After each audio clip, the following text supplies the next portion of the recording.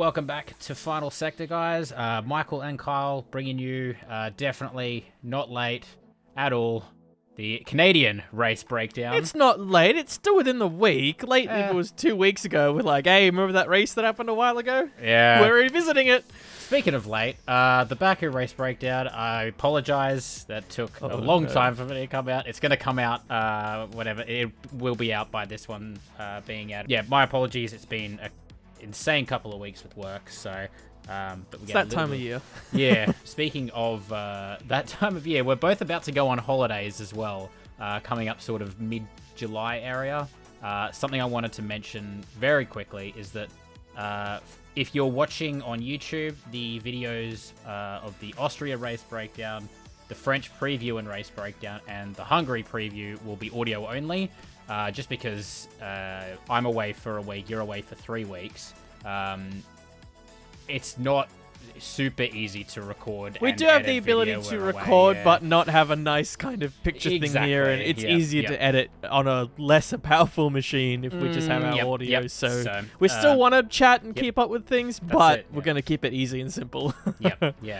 If you're listening on Spotify, you'll notice probably no difference, let's be honest. Yes. So, maybe it'll sound a tiny bit worse, and that's about it. Yeah, that's it. Let's get into what was the Canadian Grand Prix. It was our second COVID return race after Australia, of course, we got to jump back to, which was nice. Yeah. How'd you enjoy the race? You live up to everything you hoped it would be? I think I said at the time, because for us it's tricky, especially with these races that are on super early, in that we either kind of commit to getting up really early before we start our day of work because knowing... You did not. But knowing all our spaces, we try normally because we know we get spoiled or someone will say something at work and it's just like, and then through the day you're kind of just wanting to watch it. So I did watch it in the early morning. I was kind of half asleep for most of it, admittedly, but I still got it out and I still was able to follow the main storyline. As you said, you had to wait for the day, so I kind of was holding back, waiting for you to watch and react at the end of the day. I got a little bit spoiled. At work, we have the radio playing and there's little news snippets. So I tried to tune out when I sort of noticed they were talking about it. But I did hear that Verstappen had won and Ricciardo became P11. And I'm just because I forgot they always mention him. So that's all I heard, which, it doesn't tell the story, and at least there was a story. You kind of, I really, really enjoy this track. It always seems to produce. It's a great track. Produce good racing, and I feel like it did yet again.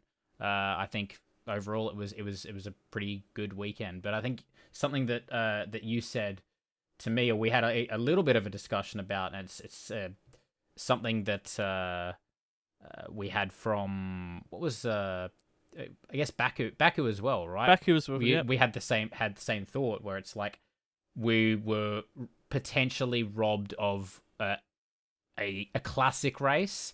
There was something that was, or just a good ending. There was something building, and then it could have ended quite well, but then some cards fell, and it fizzled out more than it could have been, even if it was still decent for both races. That's it. But we'll get into. I've got a few points we'll go through. We'll just sort of go point by point.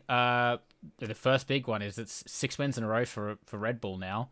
They are pretty strong. Max, like you were talking about those final stages, Max was very, very cool under pressure from Sainz behind him. Oh, yes. He was right on. I was actually watching those last few laps on the restart.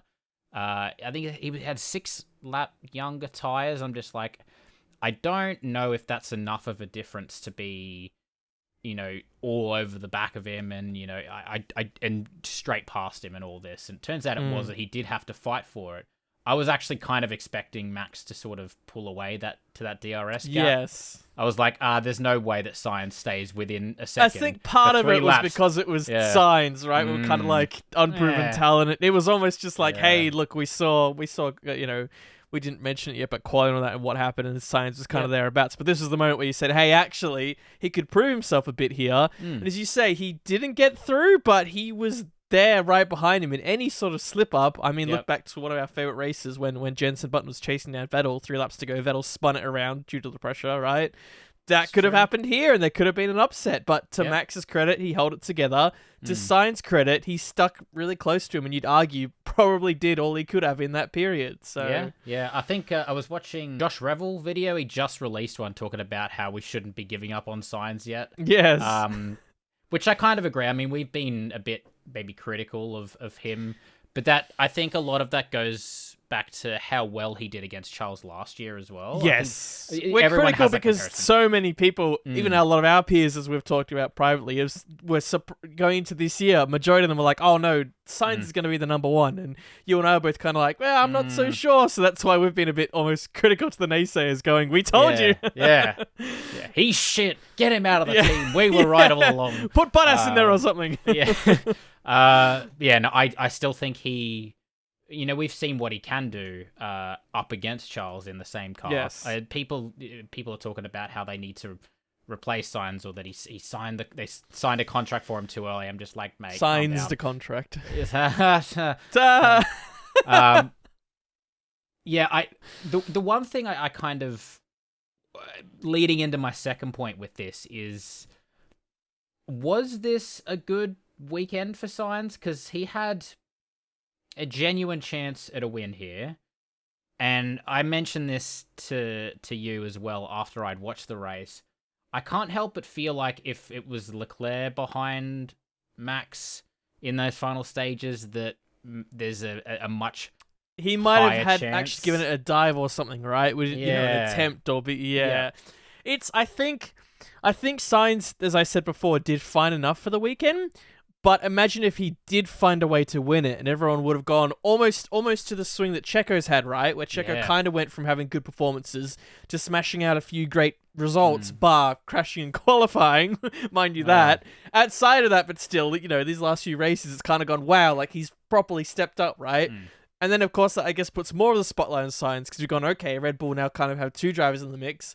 Sainz, it's over to you. And it's kind of like, he did fine job here. He put enough pressure on where Max could have made a mistake, but he still kind of just felt, but number two driver, that's all you're going to expect from him at the end of the day. And if he had have somehow made a move or, gotten past somewhere, then I feel like at the end of this, you would have gone, he's back in it as well. This is great. So it's almost just like, you wish he had have just gotten it there. Yeah. So he did fine. It's not like he was like, Red Bull teammates of the past and then went backwards after the restart and was like, oh dear, he's been overtaken by an Alpine and a McLaren, oh dear. Yeah, exactly. So he has, to his credit, he had some pace, and he was holding, like, there was a steady gap between him and Max throughout the race as well. Yes. Like, Max wasn't absolutely romping away at, like, half a second a lap. Yes. Like, he was sort of keeping pace, but it was pretty obvious. And keeping a gap behind, too, so it's not like he was just leading a train in midfield. He was in that middle period, and that's it. Part of it, we didn't know if it's because the Red Bull seemed so strong, we kind of thought it'd be strong here, but as we saw at the end anyway, obviously, for him to keep up through those 6 laps with not really any major tyre difference obviously meant there was something there. But as you say, in referencing that point of maybe we're robbed of something, hey, imagine if that was Verstappen, Leclerc, or, it had memories of, Verstappen, Hamilton from last year and similar things. You just went, maybe, if Leclerc hadn't started at the back, or if he found a way to move through the field better, or even if Checo found a way to move through the field before he died out, imagine if we had Max, Sainz, Checo in the restart, something like that, and you went, it was still a good race, but then you see that ending and you go, but... it's almost a treat when you get like 6 laps at the end with a safety car, and then you look what's there and you go, we've spoiled this treat. You wish you used it somewhere else, you know? Yeah. On the Sainz challenge of Max, I feel like the first couple of laps where he, was close enough to sort of, the first couple of laps once he had that DRS and he got very, very close behind at the, the back straight. The first lap or two, Sainz looked like a genuine threat to Max. From then on, he kind of had the measure. Sainz didn't really change his approach. You felt like the third attempt seemed like the closest, and I think they said on commentary, they said it looked like he'd saved up all his juice and battery and everything, and he pushed it all then, and then it was almost like, well, he's used it all now. He doesn't have time to make it all up, so now he's kind of just giving it a go, but that was his attempt, and you didn't really see an attempt. But I feel like that's again being super critical of Sainz. What is final sector? The The But, Signs hate show. If If you rearrange the letters in final sector, signs fail. It'll be If there I- somewhere. If I was smart enough, I'd edit that, but I'm not. So yeah, I kind of feel like he was doing the same thing. Like every single lap, it was the same. It's like, oh, it gets close, and then he has all this battery down the back straight. But because Max just gets the better drive off that hairpin, he was never going to send it down into the hairpin.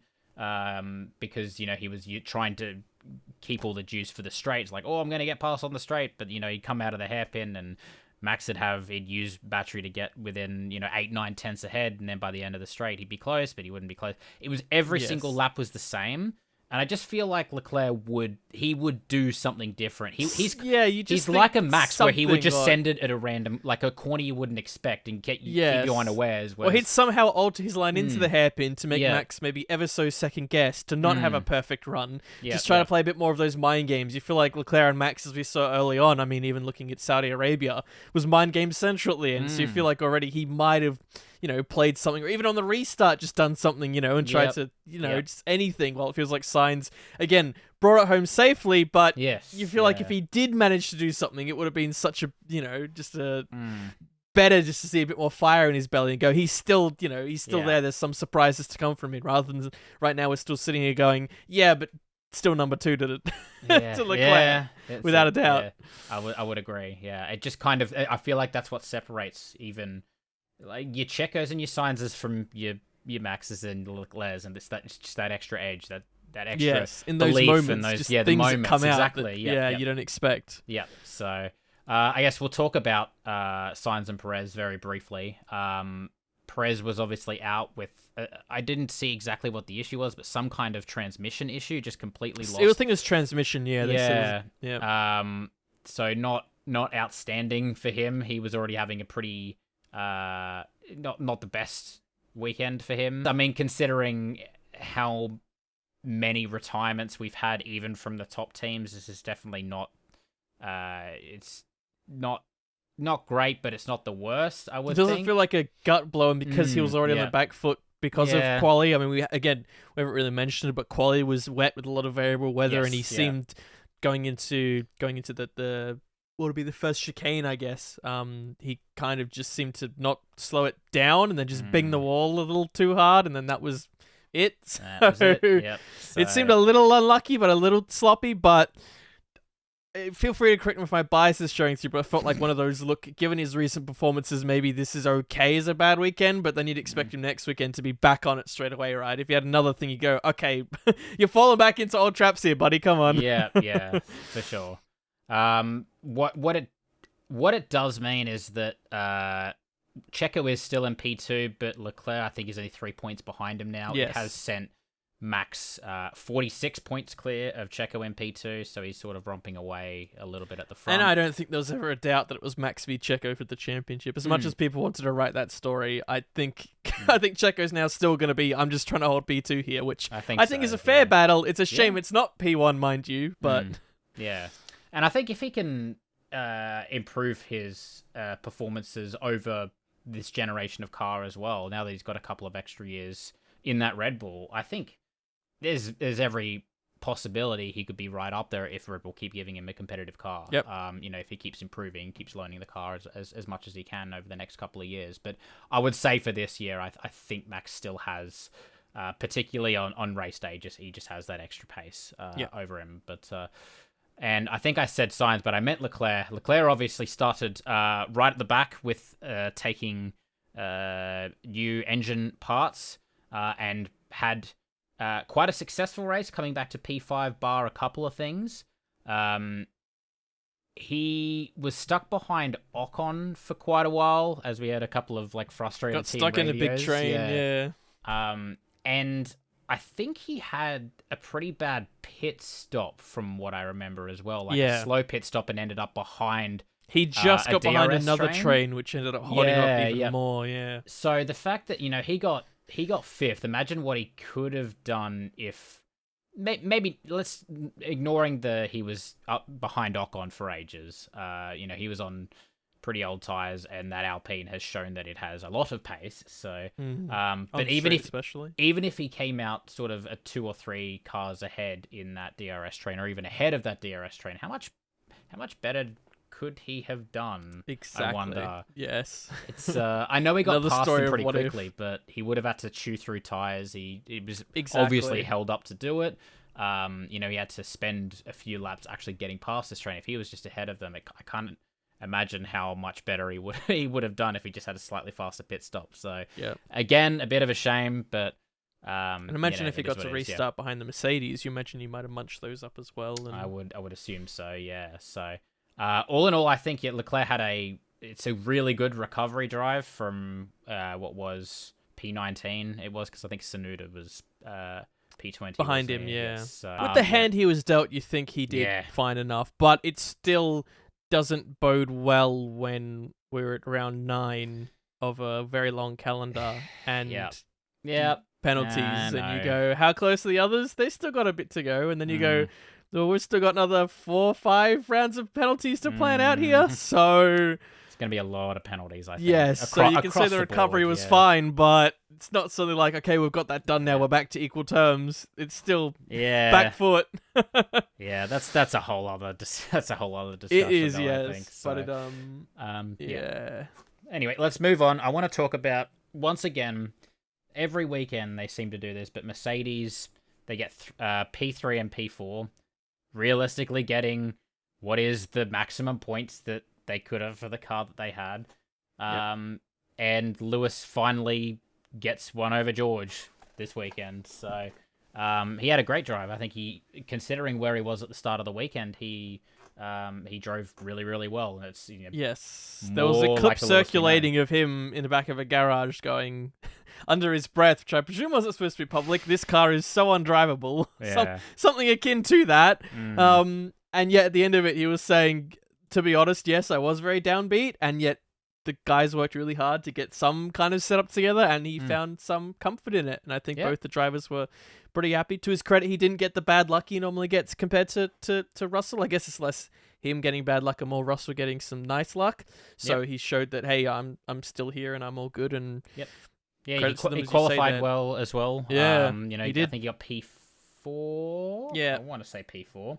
I think it was. And then obviously, Russell gambled on those slips. Yes, in qualifying again. To his credit, I think he said he knew he would be either with or behind Hamilton, and he thought, bollocks, if I pull this off, it's going to look good. True. I think the thing is we didn't see it. So what you saw in the broadcast was his first lap where he went straight off. I think they said his second lap was only half a second off his best, and if he had have just not gone off the first lap and used it as a proper warm-up, there was an argument that he might have actually been a bit equal, but of course he spun off and then he had to let a few cars through. His tyres had gone cold. If he kept it on the track, got a bit more heat, half a second off, arguably with a bit more heat, is a lot on dry tyres. So it kind of was closer than it looked. We kind of saw his first lap, dismissed it. They didn't mention their second lap, but I did see, I think it was a BBC were mentioning, saying his second lap was only half a second off, and hey, had dirty cold tires. That's not that far off. It's not like he was 3 seconds off on a clean lap and you went, wow, that was a joke. So, and that's also why he wasn't downbeat after. He didn't go, oh, that was bad. He, was admitted saying,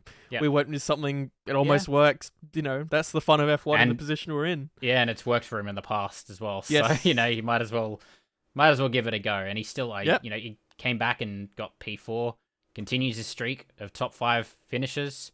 Every race, the only driver, right?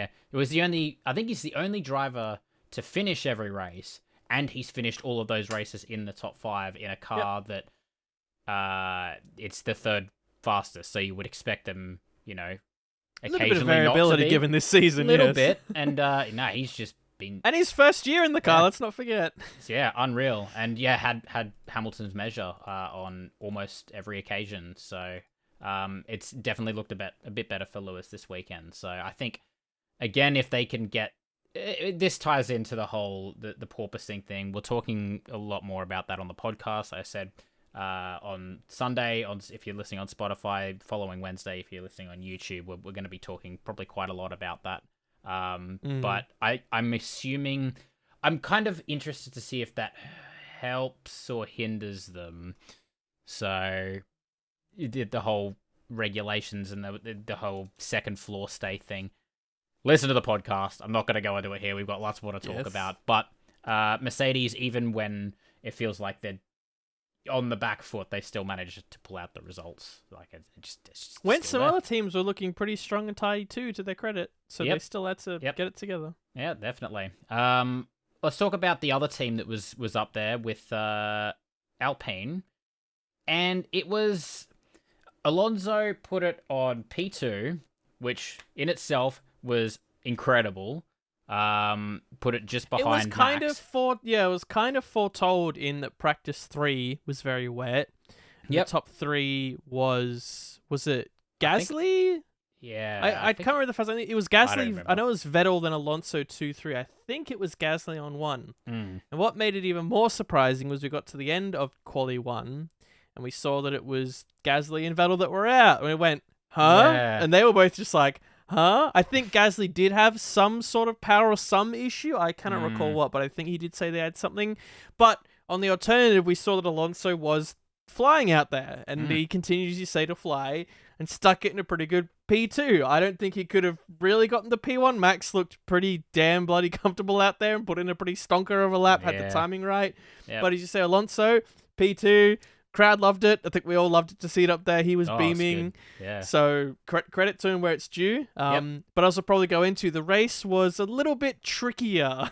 Yeah. So what we found out after the race is I think by lap 20 he was having he was quite down on power. He's had some kind of, I think it was like an air leak or something in. You can hear they can always tell when there's some sort of blipping or something. You can hear I think it's on the higher end of the revs when you can kind of hear that something's not right. Yeah, and that normally super strong power unit. Apparently he literally just to even keep up with other drivers, particularly at the end of the race, he needed to be in DRS. Otherwise, it was just a sitting duck down all the straights, which was a bit of a shame because I think he did pretty well considering if they were right, he was losing a second down the straights every lap. Yep. Like that's if that's how much he was losing, then he did pretty fucking well.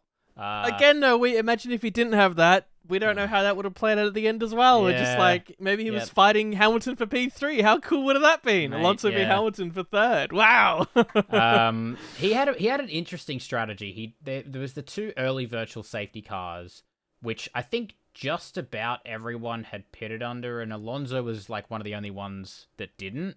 It was kind of a weird because it was sort of, maybe it was a little early, but it's so much better. Like everyone, you saved so much time that it's that's and it. we saw the tires were lasting pretty well for everyone. So So I think he ended up behind his teammate Ocon after the round of pit stops in the end. So I think that the pit strategies, whoever made those decisions, I just don't think that quite worked out for him as well. Maybe it had to do and I'm with not the power sure issue. if it's sat on him or the power issue. I don't. Sometimes we know the drivers going, bring me in, and the team's going no, or vice versa. So I don't know, but and then we get obviously to the end of the race. We had the full safety car.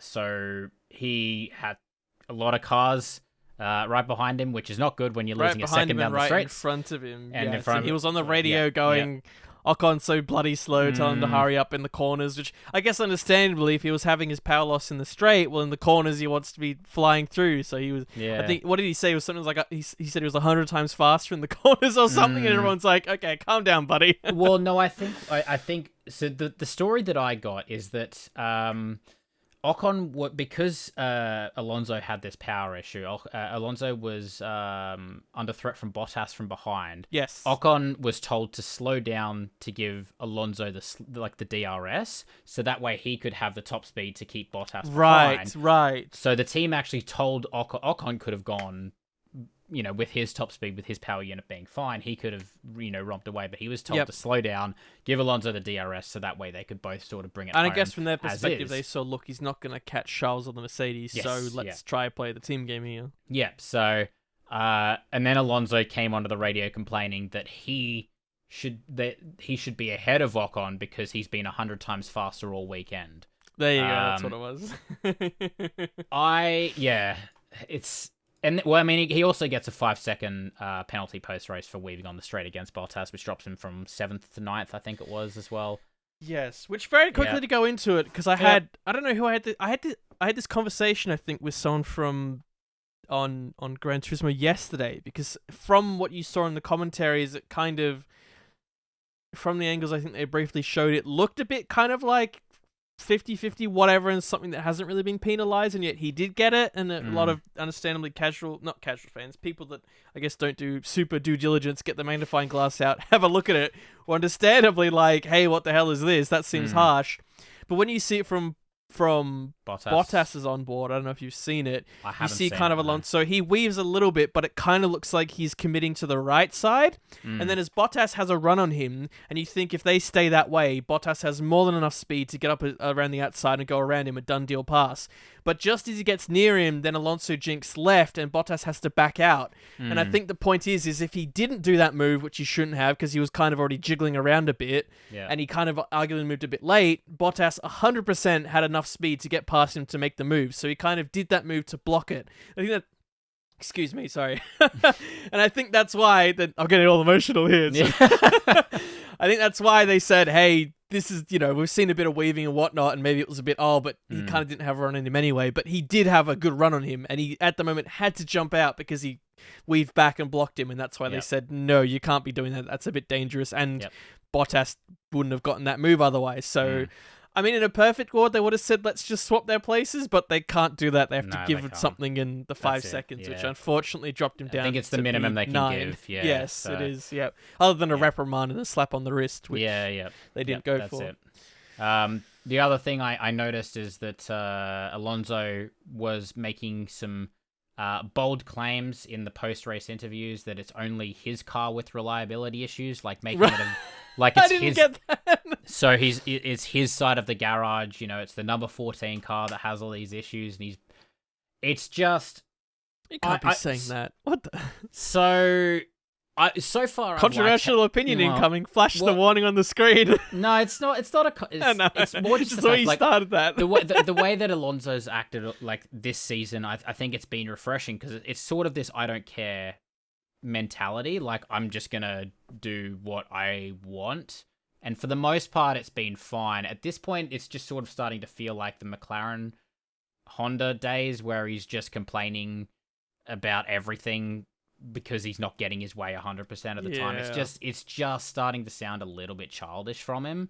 Like with him saying the fact, he had a car that was a second slower in the straights. His teammates slowed down to help him keep that position that he almost certainly would have, well, he probably would have lost anyway, but he would have lost a lot earlier. Exactly. His teammate has slowed down, basically forfeited any chance of getting anyone ahead. To help his teammate secure those positions, and he's basically come on saying I should be ahead of him. It's like, well, no, you're a second slower, and your teammate has slowed down to help you. Yes. And then you come out after the race and you're saying, oh, it's only my side of the garage that has problems. It's not, but it's just like, come on, man, like this is childish. Unfortunately, that was my takeaway with this weekend, which should have been. A good. I think it's a case where he's never lost that though. I think that's always been a part of Alonso and what he's had, and whether you disagree with that is fine, and I agree too.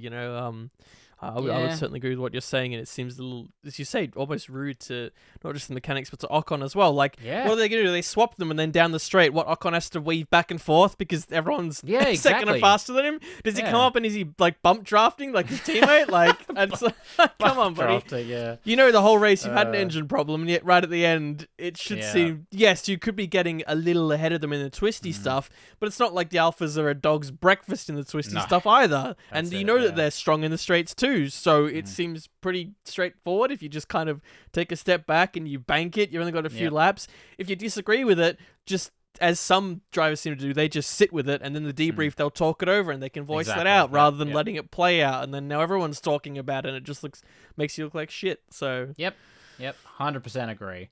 I think it still kind of showcases, because obviously Ocon had quite a good race considering where he started as well. The fact that he got ahead of Alonso as well. Yeah, he started P2. He had quite a strong race. That Alpine is showing relatively consistent pace, like over couple of weekends in a row, it's starting to sort of find its way up there more and more and more. And that, that power unit is when it's not leaking, it's working really well. So Yes. I think we'll see more from them for the rest of the year. I hope. Assuming anyway. they're similarly not taking 100,000 penalties as we go on. Which they probably will. But, we'll see. All right, let's talk about a few of the teams and a few of the drivers where their weekends didn't really quite work out for them. Quite possibly... Well, we should stay on the positive scene for one more driver. Okay, we'll go positive. Yep. Xiao Guanyu, I think, again... Yep. Brilliant quali, out-qualified his teammate in a wet, changeable conditions in some areas. I don't think he's driven before, he said.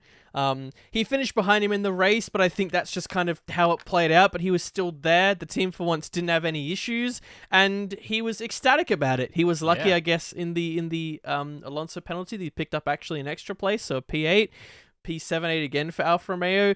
Positive to see that Bottas was kind of back in there when he kind of seemed to have a few iffy races, but I'm honestly just really I'm happy for Zhao Guanyu, given that I'm so happy. As much as we slated him early, well, I'm happy to be proven wrong. We didn't think he'd be bad. We admittedly thought Alpha would be a dog's breakfast, not his fault, right? Yeah. But we've always admired him in F2, so I think this was a great weekend for him, especially after all the bloody bad luck he's had, and now that both drivers got to have a bit of luck. They did, I think, as good as they could have done with how much of a rocket ship that Alpine was. You don't really think they could have held back someone like Leclerc. I think kudos to them. They both did fantastic. Yeah, I think Bottas, he was one of the few to do a one-stop as well. Stroll and Bottas both did one-stops. Both of them sort of pitted around the same time, but Bottas managed to pit lap 50, so he went 50 laps on those hard tyres and then pitted behind the, when the safety car came out, and that's what put him in such a good He jumped up position. a little bit, and jumped ahead of Zhou. Given what pace we've seen them at some races, I feel like they should be running sort of this... They basically exploded at the start of the year, right? So you'd expect this is the minimum they should do when they're not, getting super lucky or anything like that. And good to see both drivers taking home points again. Like you said, after Zhou had just like I said, just the unluckiest man in the world. Yes. I'm hoping this is a turn of fortune for him. So, but that is until he has to take 700 penalties because all of his braking parts, his gearboxes and his power units are all his hydraulics are gone and they've got none left. So, it's. But until then, we'll relish in the fact that we think he's driving really well. So we will. And final point for positive drivers, Lance Stroll got a point. Mm-hmm. Okay, not bad. He started near the back with a horrible quali. He got a point. Okay, good job. Yeah. You know what? I'll give a bit of a thumbs up. Yeah, at his home race. I think he managed to hold up Zhou as well. I think he was stuck. Zhou was behind Stroll for a long, He did have some situations where he had to drive pretty well, and I think even at the end he had to. I think he had to make a move on Ricciardo at the end for the point as well. I think so. Yeah. Yep. He was rolled a good pair of dice, and I think he did an acceptable job with it. So if we see a bit more of that, please, then Mr. Stroll will be less hard on you. Yeah. Unlike the other Canadian, which we might go into the next section. Yeah. Mr. Nowhere. Yeah, you know what? Let's just talk about them now that we've mentioned them. It was my final point because I was just going to tack it on at the end. Sure. Kind of like a Williams in the F1 grid at the moment, just kind of tacked on. Nice. Latifi, he just ran at the back like the entire race. See anything? His quali was off. His race was off. In his slight defense, he had like an 11-second pit stop or something, but he was also like after that pit stop, he was running like 40 seconds behind the next closest driver in front of him. So he was running last and 40 seconds behind second last. It's like, come on, man, come on. That's so bad.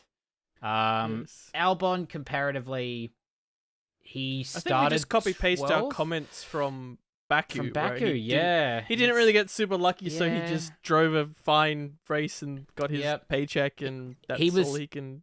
He was kind of like Stroll in the sense that he pitted one lap before the VSC and ended up like right at the back.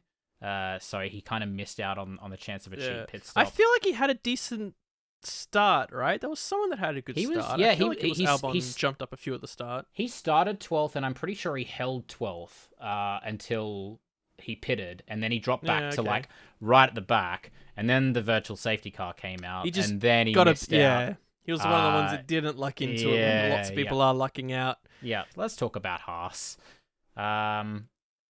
Haas had a very, very, very good qualifying in the wet. From both drivers, which is notable. Yep, they qualified. What have I got here? They had P5, P6 in qualifying, which is like, there you go. There's the Haas we remember from the start of the year. There's the pace. And then we get to Sunday, and Schumacher loses yet another chance for his first F1 points. This time it's not his fault. But yeah, a power unit failure. Ooh, Ferrari powered car with a mechanical failure. That's wow, that stings for him. It's crazy, but yeah, it looked like he was comfortably running in the points until he had that failure. One day, Mick. One day you'll get him, and it'll be sweet. It'll be really sweet. But, and you'll earn it. It'll be a day where he has to bloody earn it. Oh yeah, yeah. It's like to his credit that one day when Latifi got points in Hungary, he to be fair earned that quite well. So you feel like it's going to be a similar case here. Yep. Yeah. It almost makes me think about George getting his first points with Williams, where he had opportunities, and it's either he put it into the wall himself through errors, or just certain flashbacks strategies. To Imola, the Imola stuff, and it's just like, where he'd be running in the points, and then he'd just drop back out of the points, or he'd have some kind of issue, or or he'd put it into the wall at Imola. I feel like hopefully that'll be, once Mick gets his first point, it'll be a sign of things to come, and he can sort of consistently put it up there. But it's almost a mental hurdle now he has to get over. just bank it, and then you can start start hopefully racking them up a bit more often. That qualifying was very promising. I think was he just behind K-Mag, so like in terms of pace he's been a little bit off Kevin Magnussen, but he was right up there in qualifying with him, which is in very, a tricky very promising. Qualifying, yeah. But yeah, let's talk about K-Mag. The other unluckiest man on the planet. To his credit, he gave it some bloody good beans, going for Hamilton lap 1. The slightest touch. Yeah. Were they also the same pair that came together at Spain? Is there a trend going on here? It was K-Mag and Hamilton, right? You're right. Whereas he was coming around the outside. Yeah. And at that point, they had a light touch, which went bang. In this case, they had a light touch, and only he went. Yeah. Well, he had a little flappy wiggle wang. I don't know what a bang thing. I don't think of what a bang and flappy wing, but I can't think of it. And there was I think I saw one comment apparently saying that they didn't think it was that bad, and it was made worse. Norris behind, I think, was on the radio. Was it Norris behind on the radio? Oh, it was Ocon on the radio going behind, going, that thing looks like it's going to fly off and hit me or someone. And I think post-race they were kind of saying, no, we looked at it and actually it wasn't that bad. And we feel like he was just saying that because he knew they'd pull it in. And of course, again, safety, look, if they're going to poke around safety, I'd say, it's still, to be fair, any sort of bit of wing, you don't want it flying off and whipping around and all sorts. I think so. The biggest, I mean, he still had a lot of pace. He started P5, he held P5. And even after that damage, there was a few laps before he was called in to change that wing. And he seemed to be, holding pace even with that broken front wing. So it must have been. I think another story where who knows how maybe he could have kept up with a Mercedes or something. I don't know. Like he gave it some guns early. We don't know their ultimate pace for sure, but we've seen that they have been earlier on when Magnussen was able to chuck out some fire pace, and you feel like even in the dry, this was a decent track for them, but we just didn't get to see it again, and it's like, oh, come on. And even I think a strategy sort of went against him as well, in the sense that he was one of the few people when the full safety car came out. He was one of the few people not to pit for the new tires. He was on pretty old tires. He was running P12, so he was actually back on the fringe of the points even after being right at the back. But yeah, he didn't come into pit, and then just fell right back. Like I think he got overtaken like by 3 people. I in think one it was lap that and case of if he did pit, he would have gone to the back anyway. So they're kind of saying, "Oh, let's just roll it and try Damned get if you up do, there damned just if you in don't." case." Yeah. Exactly. Yeah. Yep. But once he had to come in that lap 1, he was damned anyway. To be fair, and they Yeah. needed some pretty good luck, and turns out Yep. everyone got a bit lucky around him. So Yep. not a great day in the office, especially when it looked so positive on the grid walk, and Yeah. K-Mag was smiling with Martin, and then you just oh dear. Yeah, to go qualifying P5, P6 to neither being, I think, last of the finishes was K-Mag. I think he finished dead last, and then a retirement. It's like, that's unfortunate. But at least they're showing the pace is still there. I was worried for Haas that they were doing what was their first year, 2015, 2016, 2016? Where they came in, started. I'm pretty sure they qualified P5, P6 that first weekend they came in as well, and then it just went, and I was just kind of expecting. Their first year was so strong, and then their second year was okay, and then I think their second year was better, and then from there they just plummeted, and that's when then COVID hit and all that. So again, we saw them start so strong, and in the last few races, you kind of went, are they now back to that back half? But then I think this. Again, it just shows that the midfield does seem to be so close that it's really hard to get it in the ballpark. And then when a team does get it in there, then they have to get the strategy and the luck and everything right. And that's why we saw, cars split all over the place and looking strong 1 minute, cough, Vettel cough, and then weak the next. And let's talk about the other big team to have a horror weekend, and that's AlphaTauri. And before we talk about the big one, I want to mention Gasly. As of lap 4 into the race, we've already talked about how he had a pretty poor qualifying, given how much pace he looked to have throughout the weekend. But lap 4 of the race, he's been told he has to lift and coast to manage an issue. And it's like, that's pretty early to have to lift and coast. Yes. That's normally something you have to do because you have to save fuel or you're trying to heat the last few laps and it's 50 degrees. Yes, yeah, exactly. Not 4 laps into a 70-lap race. So they were obviously having some very, very bad issues. And yeah, he nearly ends up in last. He was obviously losing a huge chunk of time because Yuki, in comparison, he did have some pace during that race. He was on the fringe of points. I think he was on track for points with the pace that he had. Had a really, really good pit stop when he came in. Super, super quick. Comes out of the pits and goes into the wall. To his ever so light credit, a lot of drivers did mention about the bump. They didn't realize that there was a really nasty bump there, and some of them almost got caught out by it. It seemed like someone was going to get caught out by it, and unluckily, it had to be Yuki. It just feels like it always had to be Yuki, unfortunately, right? It's just such a Yuki error. Like, it's there. It's like, it's an issue and you have to be a little bit careful with it. The one all you have to do is push it just that millimeter too far and you just lose it. Yuki's going to be that guy who just pushes it just that little bit too far and it just looks like a stupid error. Like, I feel like in Imola when he went into the wall because he went, the back end sort of slid out and it looked real clumsy. Again, it's millimeters, but it's like it just every Yuki thing just looks super clumsy, but there's just so little in it every time. Yes. It just felt like it had to be Yuki that would do it, but it obviously put him out of the race. He's the one who caused that big safety car at the end. Oh, it was a big safety car, wasn't it? At least that spiced up the ending of the race, but not a good weekend for AlphaTauri. Like I said, they showed pace at the start of the weekend, and qualifying just sort of, I don't know, it just sort of didn't happen.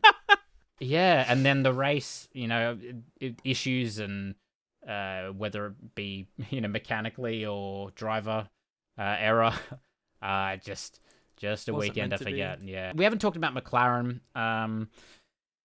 Their low top speed, I think, hurt them yet again. At Canada, we kind of expected them to sort of be, a little bit down on pace, given how down on pace they were the previous weekend at Baku.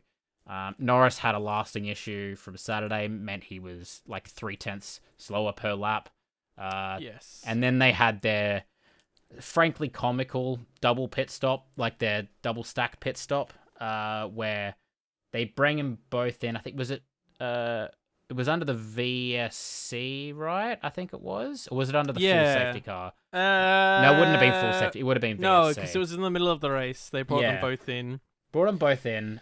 They fumbled around with Ricciardo for a little bit, got him out, and then Norris pulled in, and it was what was it? Echoes of Ricciardo back in Monaco in 16 or 17 or whatever it was. Didn't have the tires. And there was no tires, and then a tire went on, and then a tire went off, yeah, and a tire went on. He's just sitting there going, "Oh, great." They just basically came out and said the car just lacked the race pace. It wasn't yet again. just sitting there. Yeah, I still feel like I don't know it for certain. You always feel like, I guess because there's so much else going on, it took the focus away from Ricciardo. But I feel like it could be so easy if you saw what happened, you might have gone, no, like you should have at least had a point there, buddy. Like with everyone else, going out and so many cars that you would have, been ahead of you, like Magnussen, Perez, Mick, Yuki. What are we saying? His pace was 15th today. Like was that where he was at? Or and you go, oh, Yeah, not good. He almost got lucky the spotlight was on everyone else and not him. Yeah, a little bit. Sweep it under the rug. Yep. Yeah, definitely. And I guess he can... this is a bad way of thinking, isn't it? I was going to say he can sort of hide behind the fact that all the pit stops are really bad and be like, could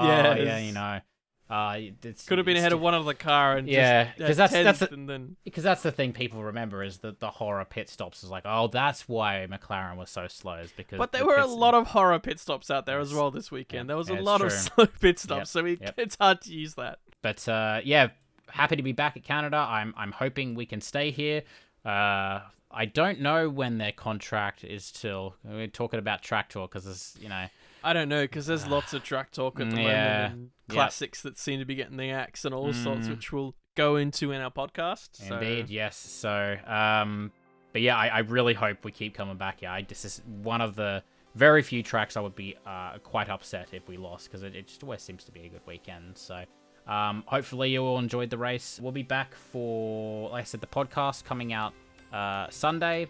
For Spotify users, and then a few days later for YouTube. I will hopefully be better at uploading stuff on time, but until then, enjoy the 3 pieces of content in a row. Yeah, cheers for watching or listening, everyone. We'll see you for the next episode, piece of content, podcast, whatever you decide to listen or watch. Take care, everyone, and we'll see you next time. Bye-bye. Ciao!